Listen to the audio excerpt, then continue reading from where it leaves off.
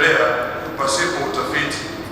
Ndugu zangu, kwa mara ya kwanza katika historia ya nchi yetu ya Tanzania, leo nasimama hapa kwa moyo wangu wa dhati kabisa kumshukuru sana Mheshimiwa Rais Daktari Samia Suluhu Hassan kwa maamuzi makubwa ya kihistoria aliyoyafanya ambayo hawajawahi kutokea hapa nchini.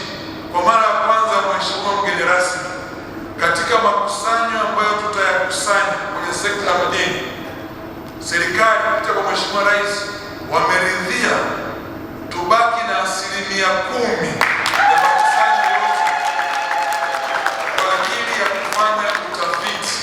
Hili ni jambo kubwa la kihistoria ambalo halijawahi kutokea.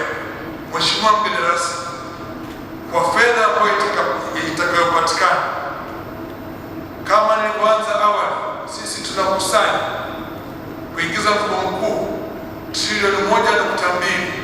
10% ya trilioni 1.2 ni bilioni 120. Fedha hii tunaipeleka kwenda kufanya utafiti, tuwaongoze vizuri wachimbaji wadogo waache kuchimba kwa kubahatisha na kwenda kuchinja kondoo kuongeza ppm. Wanafahamu mheshimiwa rasmi, huwa wanachinja kondoo na mbuzi na ile damu wanamwagia juu kuongeza ppm. Tunakwenda kuwapeleka katika uchimbaji wa kisasa, na ndio kazi